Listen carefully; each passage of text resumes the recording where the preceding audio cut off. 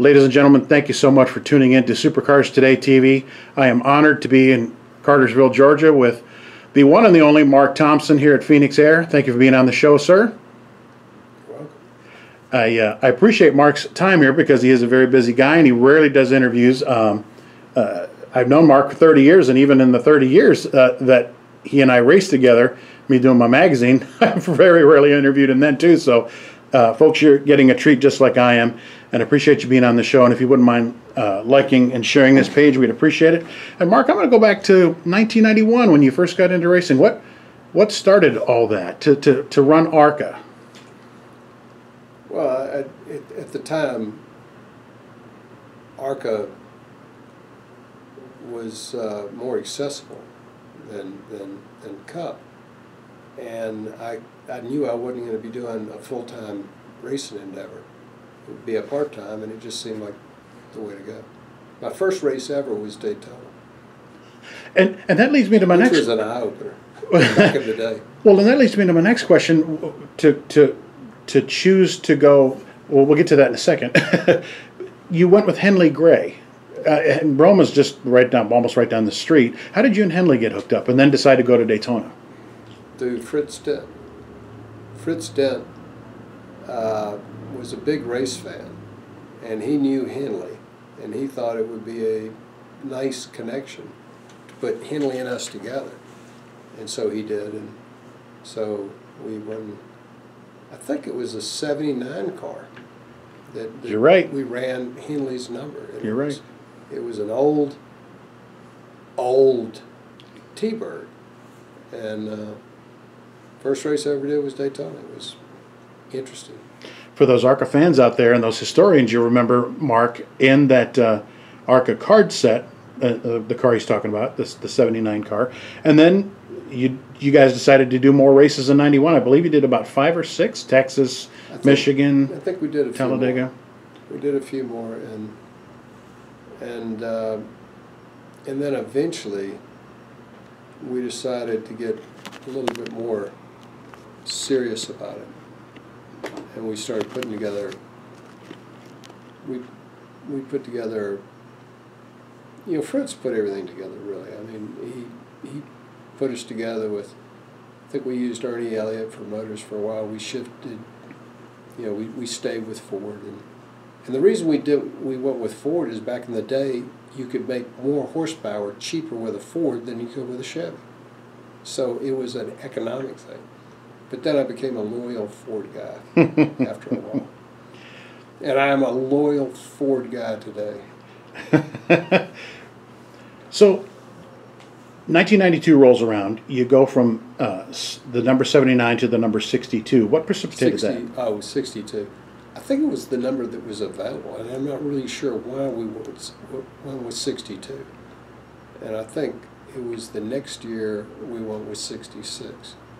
And we went with 66 originally because I'm in the aviation business, and we were a Phillips 66 distributor.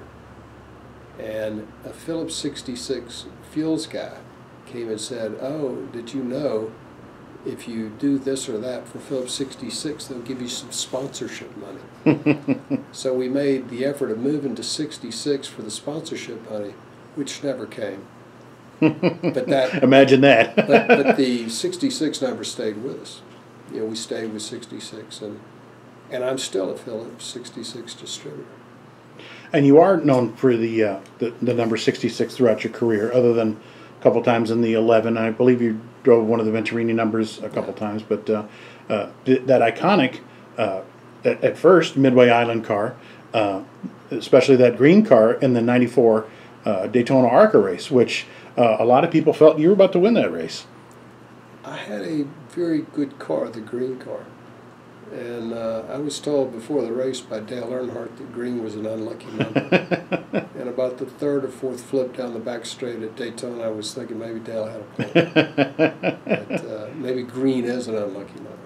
But you came back to race again, and it didn't deter you. You said, "Okay, I'm going to do it again."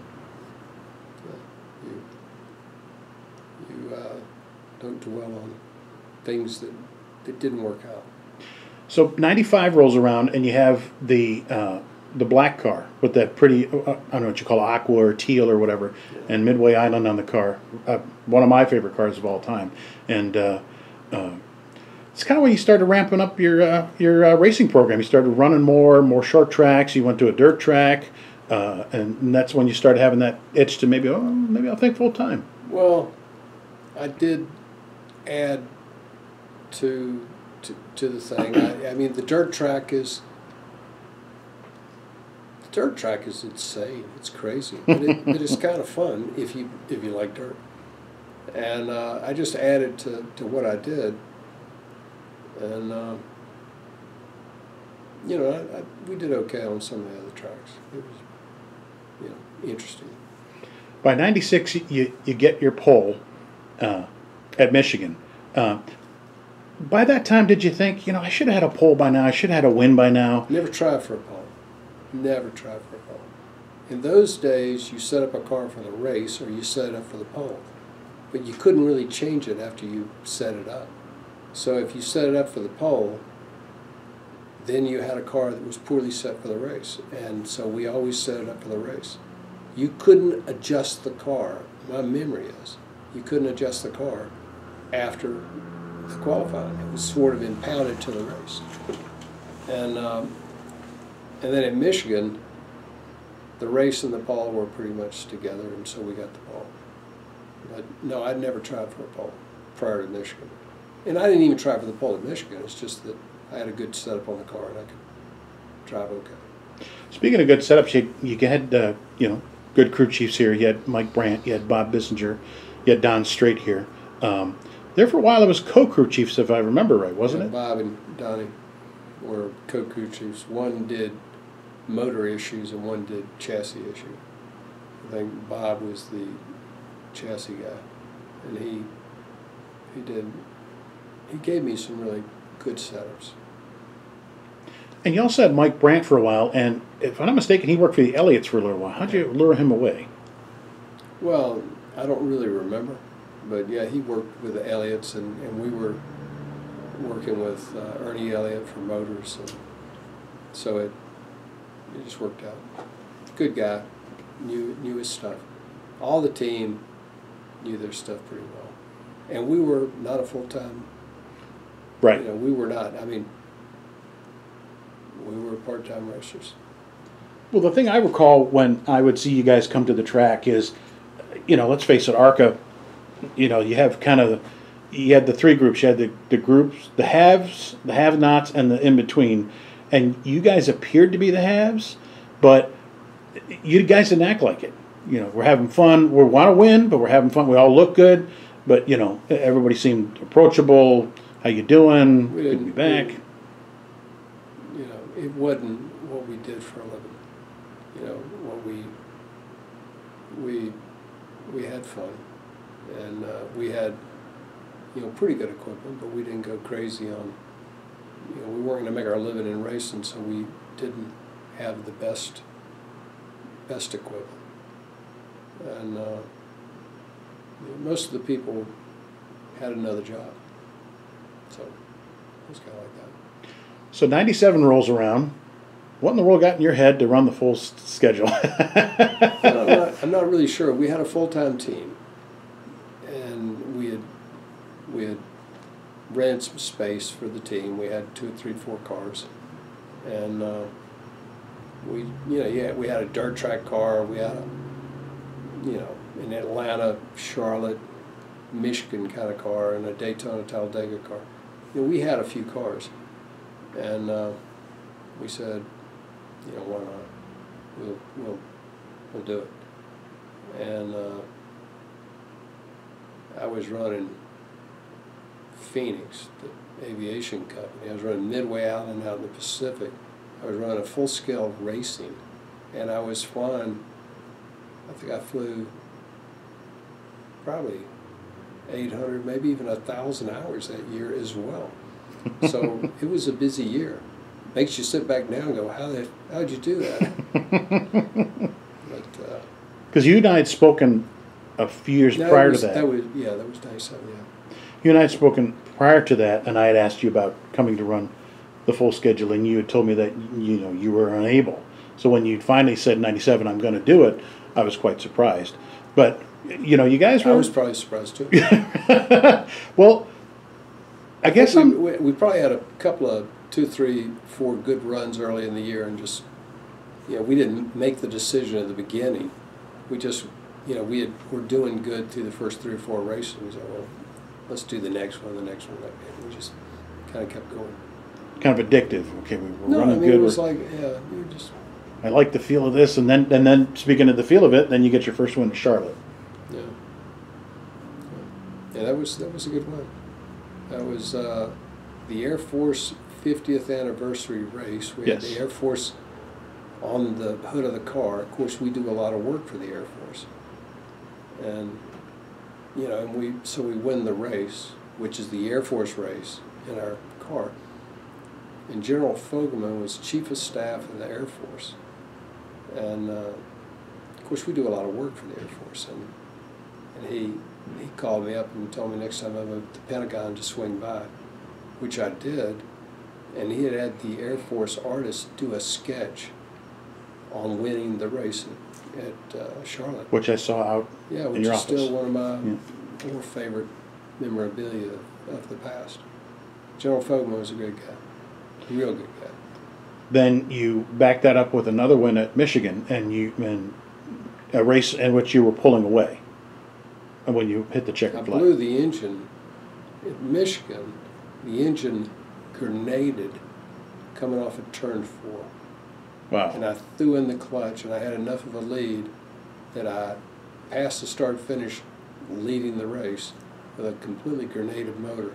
And I coasted 2 miles around the track into Victory Circle with a completely grenaded motor. Wow. Now, which makes it an interesting. It does. It held, I did not know that. It held to the exit. Well, it actually grenaded on the exit of turn 4. If it had gone in turn 3, I wouldn't have won the race. But I mean, it pulled apart completely. No, that's the first I was there that day for that race. I do not remember. Well. I do not remember that at all. This is something I do remember. A lot of guys do burnouts. A lot of guys jump on the car. A lot of guys, whatever, celebrate. You guys are the only guys I've seen celebrate a win with cigars in the pits. I'm not a burnout guy. I wouldn't. I mean, even if the motor hadn't blown up, right? I wouldn't have done that. I mean, I've just never seen guys celebrate with cigars. I thought it was kind of neat. I think somebody must have brought this. So then we come to '98. You're gearing up for another run at the title, and then you have, your wreck at Atlanta. Ironically, your hometown, and then. Which is convenient. Well, true. At least you're not somewhere out, having to be flown home, But is that when you start saying, what, maybe I better not do this full time anymore? Well, I mean, it kind of, ruined the momentum on doing it full time, because I was hurt enough in Atlanta. I was going to be out of racing for quite a few months. And so you were out of the points. And by the time I could race again, it was, I think, October at Talladega. And that's when I decided that maybe I would only do 1 or 2 races a year, maybe just Daytona and Talladega.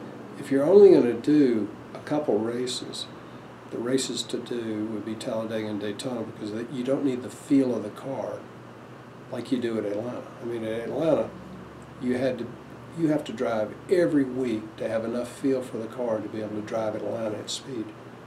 And with Daytona and Talladega, you just need to understand the draft and things of that nature.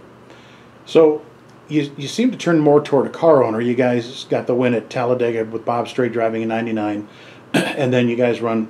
I believe you guys had the Super Speedway program, like you'd said, for Bob, and then I guess he drove for Mr. Hendren on the short tracks. Was that satisfying at the time to say, hey, let's try to have another guy in there? I'm a driver. I mean, it was just, kind of what we had a team, and the team needed a job, and you couldn't. If you disbanded the team, there were a lot of people that wouldn't have jobs, so we wanted to keep the team together. And that was the main reason that we did that. Bob was a good guy and kept the team together. But no, I'm a driver. I think Bob and I both raced Talladega. With that team, we fielded 2 cars. Yes, you did. You got to drive for the legendary Jack Bowser in the number 21. And then Bob. How can you beat that? And then Bob won the season-ending Atlanta race. I think the 2 leaders took each other out or whatever. But Bob was running up front, not to take anything away from Bob. And then that was about. I guess that was about it for full time. And then you just picked and chose. We kind of disbanded the team, and then I would only do Talladega and Daytona. I think I did every Daytona. I don't think I ever missed a Daytona. But I would, work out a deal with someone else and use a car. And I kind of enjoyed racing. So fast forward to 2015, and who would have ever thought that you would be the oldest ever winner of a pole at Daytona? I mean, I don't think of you Certainly, as old. I wouldn't have thought about that either. Because you started racing at 39, Yeah. I started racing when everybody else retired. I think it was Kenny Schrader's car. Yes. And we won the pole at Daytona, and that was kind of fun. It was kind of unusual. I was a little bit surprised. Well, I remember that they made this, this big deal about Dave Marcus starting the Daytona 500 at 60. By far the oldest ever, starter of the Daytona 500 in history. And in 2018, you obliterated that record, being the oldest starter at the age of 66 and a half. Well, at 66, we ran the Daytona 500 as a retirement race, to be the oldest driver in the history of the Daytona 500. And we got a pretty good finish. I think we finished 22nd. And that's in a field of 40 of the best drivers in the world. And so it was a nice conclusion to a racing career. And we still had a car at the end of the race. Your first Cup start was 1992. Your last Cup start, 2018. You're one of the only few people left on the planet that had driven with Dale Earnhardt, and that's it. And I like driving with Dale Earnhardt. Dale Earnhardt was a lot better driver than a lot of people give him credit for. He was a good guy and a hard driver. He was a good guy. So, to wrap it all up, I can't emphasize enough how much I appreciate you spending time here on Supercars Today TV, and thank you folks for watching. If you wouldn't mind liking and sharing this channel. And the last question I always ask everybody as we lead out of an interview is, how do you want to be remembered? Good racer, good pilot, good guy? What would you like your legacy to be? I mean, we can't really write our own headstone, but if you could, what would you want to say? I've never thought about my legacy, but I'll go back to good guy. I feel like I've always treated people straight up, and